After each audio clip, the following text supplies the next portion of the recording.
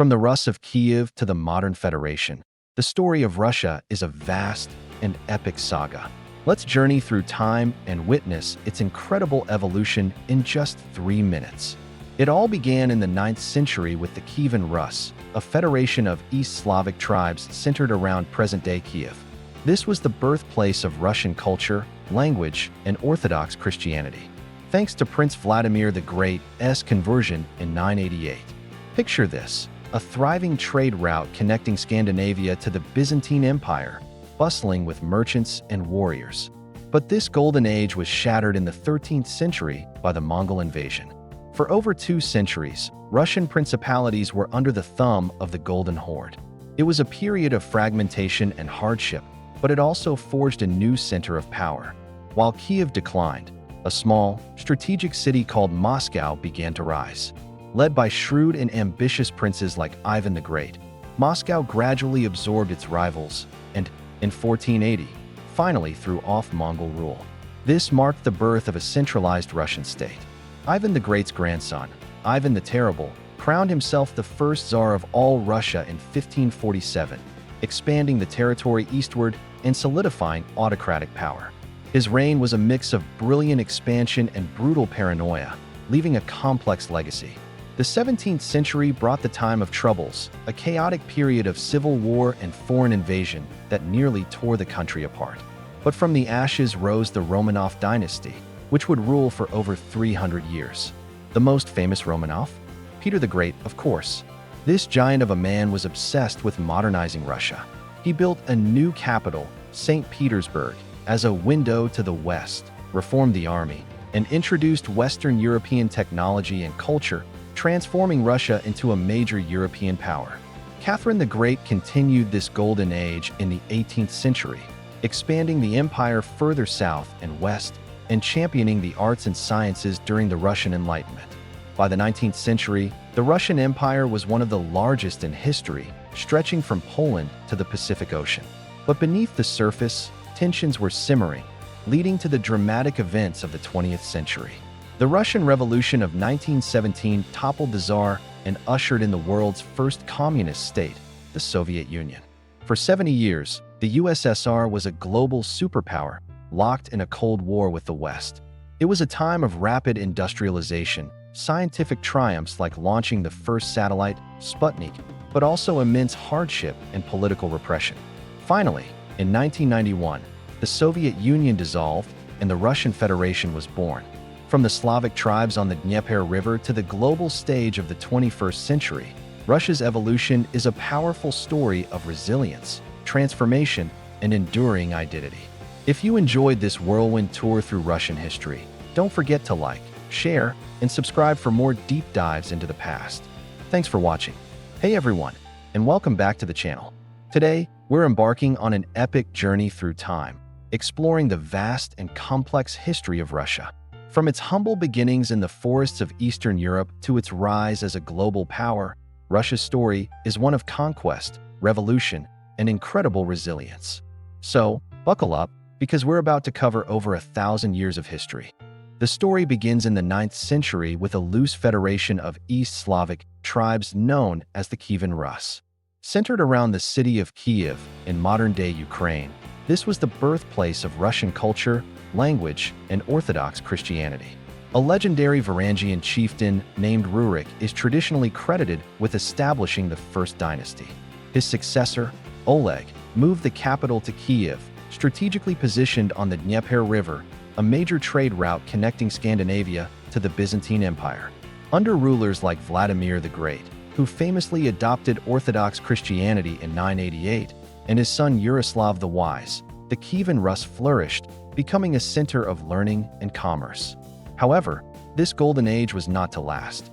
Internal conflicts and succession disputes weakened the state, leaving it vulnerable to outside threats. The final blow came in the 13th century with the devastating Mongol invasion, which shattered the Kievan Rus and plunged the region into a long period of subjugation known as the Mongol Yoke. As Mongol power waned, a new center of gravity emerged far to the northeast. A small, unassuming principality called Muscovy, centered around the city of Moscow. Initially just one of many successor states, Moscow's princes proved to be shrewd and ruthless politicians.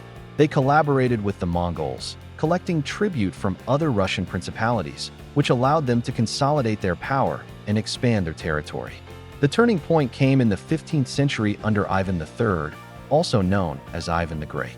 He renounced allegiance to the Mongols, effectively ending 2 centuries of their rule, and began the process of gathering the Russian lands. He tripled the territory of Muscovy and laid the foundations for a unified Russian state. His grandson, Ivan IV, would take this a step further. In 1547, he was crowned the first Tsar of all the Russias, a title that symbolized a new era of absolute power. Known as Ivan the Terrible, his reign was a paradox of great reforms and brutal tyranny. He modernized the army, introduced legal reforms, and expanded Russia's borders by conquering the khanates of Kazan and Astrakhan, opening the way to Siberia. However, his later years were marked by paranoia and the Oprichnina, a period of mass repression and public executions that left a dark stain on his legacy. Following Ivan the Terrible's death, Russia plunged into a period of chaos known as the Time of Troubles. Foreign invasions, civil war, and a succession crisis nearly tore the country apart. Order was finally restored in 1613 with the election of Michael Romanov as the new Tsar, inaugurating a dynasty that would rule Russia for the next 300 years. For the next several decades, the early Romanovs focused on stabilizing the country and gradually expanding its borders eastward across Siberia. But the ruler who would truly transform Russia and drag it onto the European stage was Peter the Great. Ascending to the throne in the late 17th century, Peter was a force of nature, a towering figure with boundless energy and an insatiable curiosity about Western Europe. He traveled extensively, learning about shipbuilding, military techniques, and modern administration. Upon his return, he launched a sweeping series of reforms aimed at modernizing every aspect of Russian life. He reorganized the army, created a navy from scratch, reformed the government, and even forced his nobles to shave their traditional beards and adopt Western dress. In 1703, he founded a new capital, St. Petersburg, his window to the west, built on the Baltic coast. His victory over Sweden in the Great Northern War established Russia as a major European power, a legacy that forever changed the country's trajectory. The 18th century is often called the Age of Palace Coups, but it was also an era of great expansion and cultural enlightenment, particularly under Catherine the Great. A German princess who came to power by overthrowing her own husband, Catherine was an intelligent and ambitious ruler who embraced the ideas of the Enlightenment. She corresponded with philosophers like Voltaire, promoted arts and sciences, and significantly expanded the Russian Empire, annexing Crimea and large parts of Poland. However, her enlightened image was tarnished by her harsh suppression of peasant rebellions and the strengthening of serfdom, a system that tied millions of peasants to the land. The 19th century brought new challenges. Napoleon's invasion of Russia in 1812 was a defining moment. The brutal winter and scorched earth tactics led to the catastrophic defeat of Napoleon's Grand Army and cemented Russia's status as a dominant military power. Yet, internally, Russia was struggling. The autocratic Tsarist system and the institution of serfdom were seen as increasingly backward compared to the industrializing nations of Western Europe. Tsar Alexander II, known as the Tsar Liberator, took a monumental step in 1861 by emancipating the serfs. While a crucial reform, it was poorly implemented and failed to solve the deep-seated problems of rural poverty. The late 19th century saw rapid industrialization, but also the rise of revolutionary movements demanding political change. A series of assassinations, including that of Alexander II himself, created a climate of instability, setting the stage for the dramatic upheavals of the 20th century. The turn of the 20th century was a tinderbox. Russia's humiliating defeat in the Russo-Japanese War of 1905 triggered a nationwide revolution, forcing Tsar Nicholas II to grant limited political reforms, including the creation of a parliament, the Duma. But these concessions were too little, too late. The final nail in the coffin of the Romanov dynasty was World War I. The immense strain of the war, combined with staggering military losses, food shortages, and political incompetence, led to widespread discontent. In February 1917, mass protests in the capital, now called Petrograd, spiraled into a revolution that forced Nicholas II to abdicate.